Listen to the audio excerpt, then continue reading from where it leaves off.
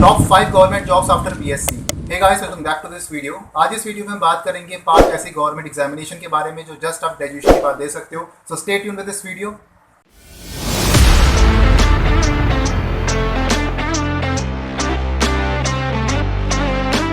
सबसे पहले government examination है आपका बैंकिंग का। अगर आपका इंटरेस्ट है ऐसा बैंक पीओ पे या असिस्टेंट पे, तो आप बैंकिंग एग्जामिनेशन यहाँ पर दे सकते हो। जब मैं बैंकिंग की यहाँ पर बात कर रहा हूँ तो यहाँ पर मैं पब्लिक सेक्टर और प्राइवेट सेक्टर दोनों की यहाँ पर बात कर रहा हूँ। पब्लिक सेक्टर में जैसे आपके यहाँ पर एसबीआई हो गया या पीएनबी हो गया, तो ये आपके पब्लिक सेक्टर बैंक्स में आते हैं जिसमें आपके गवर्नमेंट का मैक्सिमम स्टेक होता है। और प्राइवेट सेक्टर में जैसे फॉर एग्जाम्पल आपके एचडीएफसी हो गया, वो आपके प्राइवेट सेक्टर में आते हैं। तो जब हम बैंकिंग की यहाँ पर बात कर रहे हैं तो हम पब्लिक सेक्टर और प्राइवेट सेक्टर दोनों की यहाँ पर बात कर रहे हैं।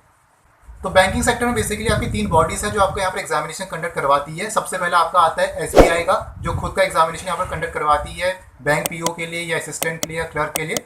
तो एसबीआई का खुद का एग्जामिनेशन होता है। दूसरा है आपका आईबीपीएस, जो आपकी एसबीआई के अलावा जो दूसरे बैंक्स है प्राइवेट सेक्टर पब्लिक सेक्टर, वो आपके आईबीपीएस के अंदर आते हैं। उसमें आपके आईबीपीएस जो एग्जामिनेशन है बैंक पीओ के लिए, असिस्टेंट के लिए, क्लर्क के लिए, वो आईबीपीएस अलग से कंडक्ट यहाँ पर करवाती है। और तीसरा एग्जामिनेशन आता है आपका आरबीआई, जो आरबीआई का असिस्टेंट एग्जामिनेशन होता है। तो आरबीआई का भी अलग से यहाँ पर एग्जामिनेशन कंडक्ट होता है। तो मेजोरिटी आपकी 3 यहाँ पर बॉडीज है। पहले आपका यहाँ पर एसबीआई है, दूसरा आईबीपीएस है और तीसरा आपका यहाँ पर आरबीआई है। एसबीआई में बेसिकली आपकी 3 टाइप की पोस्ट होती है। सबसे पहला आपका आता है यहाँ पर बैंक पीओ, दूसरा आपका है यहाँ पर क्लर्क और तीसरा है आपका एसओ। तो इस वीडियो पे हम पीओ और क्लर्क की बात करेंगे, एसओ की हम बात यहाँ पर नहीं करेंगे। एसओ आपके स्पेशलाइज्ड ऑफिसर्स होते हैं, उनका क्वालिफिकेशन आपका ग्रेजुएशन नहीं होता है। ग्रेजुएशन आपका पीओ के लिए और क्लर्क के लिए क्वालिफिकेशन होता है। तो एसओ की इस वीडियो पे बात नहीं करेंगे।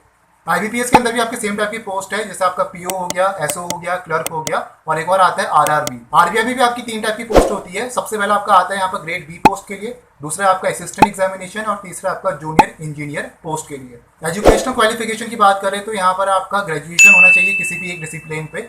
और अगर आप यहाँ पर फाइनल ईयर के स्टूडेंट हो या फाइनल सेमेस्टर के स्टूडेंट हो तो फिर भी आप यहाँ पर बैंकिंग एग्जामिनेशन दे सकते हो एसबीआई का। लेकिन इसमें आपका एक कंडीशन रहती है। कंडीशन आपकी ये रहती है कि जब आपका इंटरव्यू होगा तो उसमें आपको प्रूफ दिखाना पड़ेगा ऐसा पासिंग सर्टिफिकेट का। और आपका एज क्राइटेरिया इसमें है 21 से 30 ईयर्स के बीच में। ये आपका जनरल वालों के लिए, एससी एसटी ओबीसी के लिए 3 to 4 ईयर्स आपका रिलैक्सेशन यहाँ पर मिलता है। एसबीआई पीओ का जो आपका एग्जामिनेशन होता है वो आपका 3 स्टेजेस में कंडक्ट होता है। सबसे पहली स्टेज होती है आपकी यहाँ पर प्रिलिमिनरी एग्जामिनेशन, दूसरा आपका होता है यहाँ पर मेन एग्जामिनेशन और तीसरा होता है आपका इंटरव्यू। एसबीआई पीओ के प्रीलिम्स का एग्जाम पैटर्न देखिए तो इसमें आपका इंग्लिश लैंग्वेज, क्वांटिटेटिव एप्टीट्यूड और रीजनिंग एबिलिटी पूछा जाता है। एसबीआई पीओ का जो आपका एग्जामिनेशन पैटर्न है वो आपका 2 में डिवाइडेड है। पार्ट 1 पे आपसे पूछा जाता है यहाँ पर reasoning and computer aptitude, data analysis and interpretation, general economic और बैंकिंग अवेयरनेस, और चौथा है आपका इंग्लिश लैंग्वेज। तो ये आपके मेंस पार्ट 1 का यहाँ पर सिलेबस है। मेंस पार्ट 2 आपका डिस्क्रिप्टिव पेपर होता है जिसमें आपसे यहाँ पर इंग्लिश लैंग्वेज टेस्ट होता है। इसमें आपका लेटर राइटिंग और ऐसे राइटिंग आपसे यहाँ पर पूछा जाता है।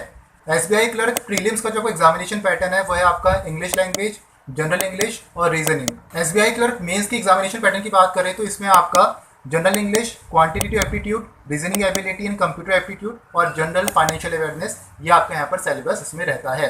सेम आपका आईबीपीएस पीओ और आईबीपीएस क्लर्क पे उसमें भी आपका सेम एग्जामिनेशन पैटर्न होता है। 3 स्टेजेस में आपके एग्जामिनेशन होंगे, प्रीलिम्स, मेंस और इंटरव्यू। आईबीपीएस आरआरबी की बात करें तो ये आपका लोअर बैंक्स के लिए होता है। इसमें आपके डिफरेंट पोस्ट के एग्जामिनेशन होते हैं। सबसे पहला आपका एग्जाम होता है वो होता है ऑफिसर स्केल 1 के लिए, दूसरा आपका होता है ऑफिसर स्केल 2 and 3 के लिए और तीसरा होता है आपका ऑफिसर असिस्टेंट के लिए। फिर बात करते हैं आरबीआई ग्रेड बी की। तो आरबीआई ग्रेड बी का जो आपका एग्जामिनेशन पैटर्न होता है वो आपको 2 फेजेस पे होता है। फेज 1 होता है आपका यहाँ पर English language, quantity aptitude, general awareness और रीजनिंग, और फेज 2 होता है आपका economic and social issues, finance और मैनेजमेंट। देन आपका आरबीआई असिस्टेंट के लिए जो एग्जामिनेशन सिलेबस रहता है वो है आपका reasoning, quantity aptitude, English language, computer knowledge और जनरल अवेयरनेस। कुछ रिकमेंडेड बुक्स की बात करें तो यहाँ पर हम डॉक्टर आर एस अग्रवाल की जो आपकी verbal and non verbal reasoning वाली बुक है वो आपकी बुक रिकमेंडेड बुक है। बाकी अगर हम क्वांट की बात करें तो quantity aptitude by doctor R S Agarwal, वो भी आपकी रिकमेंडेड बुक है। और हाई स्कूल ग्रामर जो आपकी यहाँ पर रहती है रेनो मार्टिन की बुक, वो भी आपकी इंपॉर्टेंट बुक है इंग्लिश लैंग्वेज के लिए और जनरल इंग्लिश के लिए। तो ये बुक आपकी रिकमेंडेड बुक्स है for banking examination as well as for SSC examination. अगला जो एग्जामिनेशन आता है वो है एसएससी स्टाफ सिलेक्शन कमीशन। ये जो आपका एग्जामिनेशन होता है ये होता है आपका रिक्रूटमेंट के लिए for various post in ministries, departments and organisations. SSC में बेसिकली आपके 7 टाइप के एग्जामिनेशंस होते हैं। पहला आपका एसएससी सीजीएल है, एसएससी सीएचएसएल है, SSC CPO, SSC junior engineer, SSC GD, SSC MTS और एसएससी स्टेनोग्राफर। सबसे पहला जो एग्जामिनेशन है वो है आपका एसएससी सीजीएल का, एसएससी कंबाइंड ग्रेजुएट लेवल। तो ये जो आपका एग्जामिनेशन होता है ये होता है आपका ग्रुप बी और ग्रुप सी पोस्ट के लिए। तो अगर आपका ग्रेजुएशन है किसी भी डिसिप्लिन में तो आप ये एग्जामिनेशन यहाँ पर दे सकते हो। एग्जाम पैटर्न की बात करें एसएससी सीजीएल की तो 4 टीयर में आपका एग्जामिनेशन होता है। सबसे पहला आपका टीयर है वो है कंप्यूटर बेस्ड टेस्ट, टीयर 2 है आपका कंप्यूटर बेस्ड टेस्ट, टीयर 3 है आपका पेन एंड पेपर मोड और टीयर 4 है आपका कंप्यूटर प्रोफिशिएंसी टेस्ट। तो ये 4 टीयर पे आपका यहाँ पर एग्जामिनेशन कंडक्ट होता है एसएससी सीजीएल का। फिर हम बात करते हैं post after SSC CGL. SSC CGL के बाद आपकी वेरियस पोस्ट होती है, अलग अलग पोस्ट के लिए आप रिक्रूट होते हो। जैसे आपके यहाँ पर assistant audit officer, assistant account officer, assistant section officer, inspector of income tax, inspector in central excise, assistant enforcement officer, tax assistant, sub inspector, inspector, junior statistical officer या स्टैटिस्टिकल इन्वेस्टिगेटर ग्रेड 2, ऑडिटर के तौर पर हो गया, accountant, junior accountant, senior secretariat assistant या upper division clerks. तो इस तरह की आपकी कुछ पोस्ट होती है यहाँ पर आफ्टर एसएससी सीजीएल अगर आप क्रैक करते हो यहाँ पे एग्जामिनेशन को। दूसरा जो आपका एग्जामिनेशन है वो आपका एसएससी सीएचएसएल है, combined higher secondary level examination. इसमें जो आपका एलिजिबिलिटी क्राइटेरिया है, पहला तो आपका ये है कि आपका इंटरमीडिएट एग्जामिनेशन यहाँ पर पास होना चाहिए, और दूसरा ये है आपका कि आपकी जो एज है वो आपका 18 से 27 ईयर्स के बीच यहाँ पर होनी चाहिए। एसएससी सीएचएसएल की एग्जाम पैटर्न की बात करें तो आपका 3 टीयर पे एग्जामिनेशन होता है। टीयर 1 है आपका यहाँ पर कंप्यूटर बेस्ड टेस्ट, टीयर 2 है आपका डिस्क्रिप्टिव पेपर और टीयर 3 है आपका स्किल टेस्ट या टाइपिंग टेस्ट। जॉब पोस्ट की बात करें आफ्टर एसएससी सीएचएसएल तो कुछ आपकी वेरियस जॉब पोस्ट यहाँ पर होती है, वो है lower division clerk LDC, postal assistant या sorting assistant PAISA, data entry operator ऐसा डीईओ ग्रेड ए हो गया, या जूनियर सेक्रेटेरिएट असिस्टेंट हो गया जिसे हम जीएसए कहते हैं। तो ये कुछ आपकी वेरियस जॉब पोस्ट होती है आफ्टर एसएससी सीएचएसएल। तीसरा एग्जामिनेशन आता है आपका एसएससी सीपीओ जिसे हम कहते हैं सेंट्रल पुलिस ऑर्गेनाइजेशन। तो ये आपका होता है for recruitment for sub inspector jobs के लिए। इसमें जो आपका एलिजिबिलिटी क्राइटेरिया है वो आपका बैचलर डिग्री है किसी भी डिसिप्लिन पे। एसएससी सीपीओ की एग्जाम पैटर्न की बात करें तो आपका 4 फेजेस में एग्जामिनेशन होता है। पहला फेज है आपका पेपर 1, दूसरा है आपका यहाँ पर फिजिकल स्टैंडर्ड टेस्ट, तीसरा है आपका पेपर 2 और चौथा है आपका डिटेल्ड मेडिकल एग्जामिनेशन। फिर हम बात करते हैं job post after SSC CPO. तो इसमें भी आपकी बहुत सारी जॉब पोस्ट होती है, जैसे आपका sub inspector in Delhi police, sub inspector in central industrial security force CISF, sub inspector in Indo Tibetan border police force ITBPF जिसे हम कहते हैं, assistant sub inspector in central industrial security force CISF, sub inspector in BSF, sub inspector in CRPF या sub inspector इन सशस्त्र सीमा बल SSB. चौथा जो आपका एग्जामिनेशन है वो आपका एसएससी जेई का है, जूनियर इंजीनियर्स के रिक्रूटमेंट के लिए आपका एग्जामिनेशन ये कंडक्ट होता है। तो इसमें जो आपका एलिजिबिलिटी क्राइटेरिया है, आपके पास बीई या बीटेक डिग्री आपके पास होनी चाहिए या डिप्लोमा आपके पास होना चाहिए इलेक्ट्रिकल पे, सिविल पे या मैकेनिकल इंजीनियरिंग पे।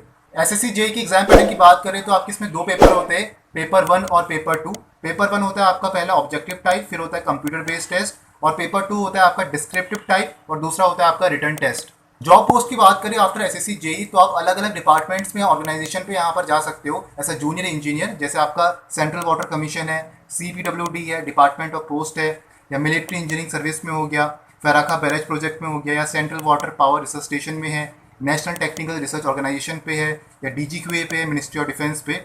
तो अलग अलग डिपार्टमेंट्स ऑर्गेनाइजेशन है जहाँ पर आप ऐसा जूनियर इंजीनियर यहाँ पर काम कर सकते हो।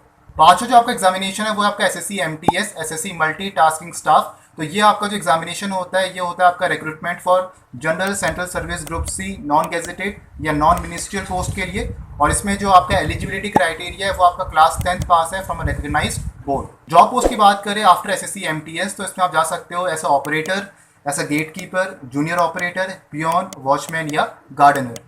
अगला एसएससी का एग्जामिनेशन है आपका एसएससी जीडी का, एसएससी जनरल ड्यूटी। तो ये होता है आपका for recruitment for the post of constable in BSF, CRPF, CISF, ITBP, SSF, SSB, NIA and rifleman. Last examination है आपका एसएससी स्टीनोग्राफर का। तो ये आपका होता है for recruitment for stenographer grade C और स्टीनोग्राफर ग्रेड डी पोस्ट के लिए। अगला एग्जामिनेशन है आपका वो है आईएफएस इंडियन फॉरेस्ट सर्विस का एग्जामिनेशन। तो अगर आपका इंटरेस्ट है ऐसा फॉरेस्ट ऑफिसर या फॉरेस्ट गार्ड बनने में तो आप आईएफएस का एग्जामिनेशन यहाँ पर दे सकते हो। आईएफएस आपका एक सिविल सर्विस एग्जामिनेशन है जो यहाँ पर आपका यूपीएससी कंडक्ट करवाती है। 3 स्टेजेस में आपका एग्जामिनेशन होता है। पहला स्टेज आपका प्रीलिमिनरी एग्जामिनेशन, दूसरा आपका मेंस एग्जामिनेशन और तीसरा है आपका यहाँ पर इंटरव्यू। प्रीलिम्स का अगर हम एग्जाम पैटर्न देखें तो यहाँ पर आपके 2 पेपर्स होते हैं, पेपर 1 और पेपर 2। पेपर 1 होता है आपका जनरल स्टडीज का और पेपर 2 होता है आपका एप्टीट्यूड टेस्ट। आईएफएस की मेंस एग्जाम पैटर्न की बात करें तो इसमें आपके 6 पेपर होते हैं, paper 1, paper 2, paper 3, paper 4, paper 5 और पेपर 6। तो पेपर 1 और पेपर 2 आपका होता है जनरल इंग्लिश का और जनरल नॉलेज का। पेपर 3, 4, 5 और 6 ये आपके ऑप्शनल होते हैं ऑप्शनल 1, ऑप्शनल 1, ऑप्शनल 2 और ऑप्शनल 2।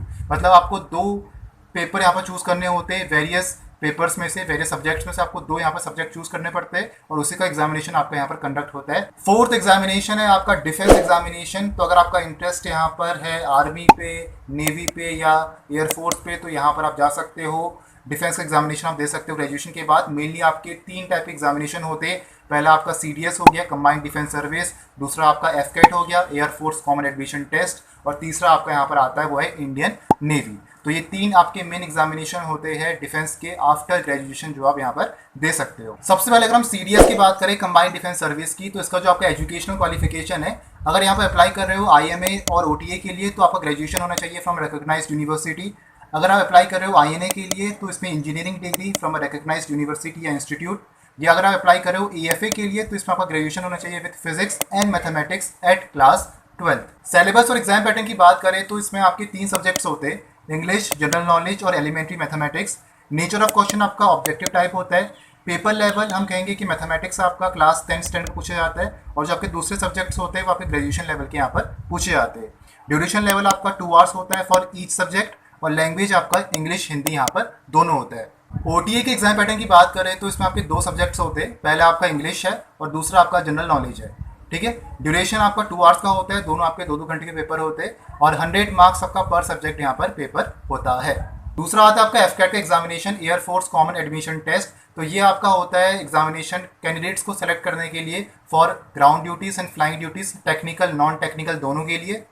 3 स्टेजेस में आपका एग्जामिनेशन कंडक्ट होता है। पहला स्टेज होता है आपका यहाँ पर ऑनलाइन एग्जामिनेशन, दूसरा स्टेज है आपका AFSB इंटरव्यू, और तीसरा है आपका मेडिकल एग्जामिनेशन। तो ये 3 स्टेजेस में आपका FCAT एग्जामिनेशन कंडक्ट होता है। फिर बात करते हैं यहाँ पर इंडियन नेवी की। तो इंडियन नेवी के लिए आपकी यहाँ पर मोड्स निकलते हैं, स्कीम्स निकलती है, एंट्रीज निकलती है, उसके थ्रू आपका यहाँ पर रिक्रूटमेंट होता है। फिफ्थ जो आपका गवर्नमेंट कैरियर ऑप्शन है वो है आपका मोस्ट कॉमन टीचर या प्रोफेसर। अगर आपका इंटरेस्ट है टीचिंग पे या लेक्चरशिप में, अगर आपका इंटरेस्ट किसी कॉलेज में प्रोफेसर बनने पे या गवर्नमेंट स्कूल्स में टीचर बनने पे इंटरेस्ट है तो आप ये फील्ड भी चुन सकते हो। टीचिंग के लिए किसी अगर आपको गवर्नमेंट स्कूल में टीचर बनना है तो उसके लिए आपके पास B.Ed डिग्री भी होनी चाहिए साथ में, या किसी प्राइवेट स्कूल की बात करें तो वहाँ पर भी आपके पास B.Ed डिग्री होनी चाहिए। अगर आपको किसी सीनियर क्लासेस को पढ़ाना है, क्लास 11th को या 12th को, तो आपके पास यहाँ पर MSc भी साथ में डिग्री होनी चाहिए। तो BSc के बाद MSc भी कर सकते हो, उसके बाद आप B.Ed भी कर सकते हो, या BSc के बाद B.Ed, या उसके बाद आप MSc भी कर सकते हो। ठीक है, तो ये आपके पास ऑप्शन यहाँ पर है। गवर्नमेंट टीचर के लिए आपका CTET एग्जामिनेशन होता है, टीचर एलिजिबिलिटी टेस्ट, ये आपका क्लियर होना चाहिए अगर आपको किसी गवर्नमेंट स्कूल में पढ़ाना है तो। ठीक है, फिर दूसरी बात आती है आपकी लेक्चरशिप की। अगर आपका इंटरेस्ट है किसी कॉलेज पे प्रोफेसर बनने पे तो आपके पास जो नेट एग्जामिनेशन है ये आपका क्वालिफाई होना चाहिए, नेशनल एलिजिबिलिटी टेस्ट। साथ में PhD भी आपके पास होनी चाहिए, खाली नेट क्लियर करके नहीं होगा। अब आपका PhD भी कंपलसरी हो चुका है, तो PhD और नेट आपका यहाँ पर क्वालिफाई होना चाहिए अगर आपको किसी गवर्नमेंट कॉलेज पे या किसी प्राइवेट कॉलेज पे अगर आपको प्रोफेसर बनना है तो ये थे आपके टॉप 5 गवर्नमेंट एग्जामिनेशन या गवर्नमेंट जॉब्स आफ्टर BSc। तो अगर आपकी कुछ क्वेरीज होगी तो आप मुझे कमेंट बॉक्स में बता सकते हो। मिलते हैं नेक्स्ट वीडियो पे। Hope you like this video. Thank you for watching this video.